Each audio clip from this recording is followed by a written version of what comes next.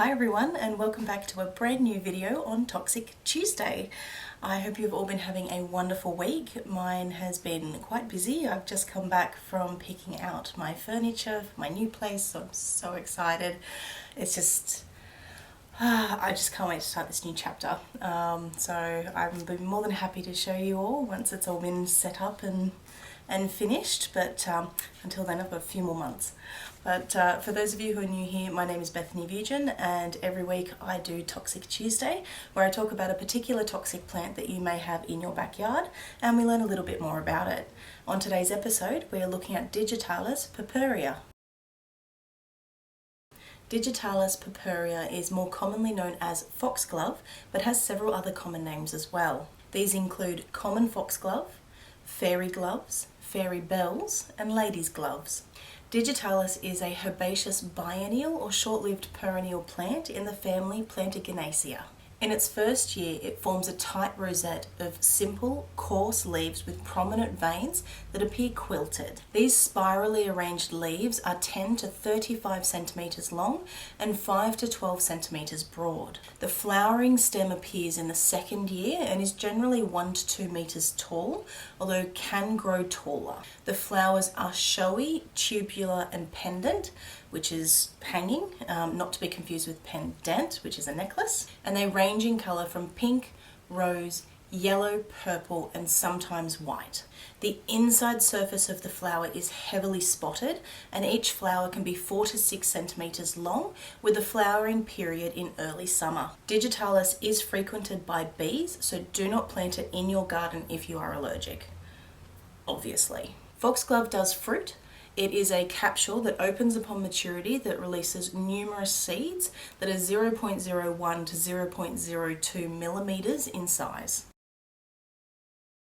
Digitalis is native and widespread throughout most of temperate Europe. It is naturalized in North America and some other temperate regions. And these include subspecies Amandiana, which is found in Portugal, specifically around the Douro Basin, subspecies Mauritanica, I think is how it's pronounced, found in Morocco, and subspecies Toletana, which is found in central Spain. Digitalis enjoys partial sun and deep shade and is able to grow in several different types of habitats. These include woods, woodland clearings, moorland and heath margins, sea cliffs, rocky mountain slopes, and hedge banks. It is commonly found in recently disturbed sites such as cleared woodlands or areas that have been burned. If you would like to have this in your garden, it is a fantastic border plant. It prefers light, moist soil high in organic matter that isn't too wet or dry, so make sure you have good drainage. The main toxins in Digitalis are two chemically similar cardiac glycosides, digitoxin and digoxin. I'm going to go with digoxin. Yeah, please correct me if I'm wrong. The leaves, fruit and flowers of this plant are all poisonous to humans and some animals, so keep away from curious pets and children as it can be fatal if ingested. Symptoms can include stomach upset, small pupils, blurred vision, strong or alternating slow pulse, nausea, vomiting, dizziness, excessive urination, fatigue, muscle weakness, tremors, stupor, confusion, convulsions, abnormal heartbeats, and possible death. Digitalis has long been used in homeopathy for the treatment of heart failure. However, long-term use of foxglove can lead to symptoms of toxicity, including visual halos, yellow-green vision, which is where you see yellow or green spots, and stomach upset. As I mentioned, Digitalis has long been used for the treatment of heart failure. In fact, Digitalis has the honour of being the first and original source of the heart medication digoxin. The discovery of Digitalis is accredited to the Scottish doctor William Withering. He worked as a physician in Staffordshire in the 18th century, and in 1776 he published the book A Botanical Arrangement of All the Vegetables Growing in Great Britain, which was a very influential book at the time. At one point, Withering had a patient come to him that had been diagnosed with dropsy, which is a generalised swelling and normally coincided with heart failure. Now, I did find two versions of this particular story. The first one is that this patient, who was unable to be treated by Withering, left and found a gypsy woman, took a herbal concoction, a herbal remedy, and became better.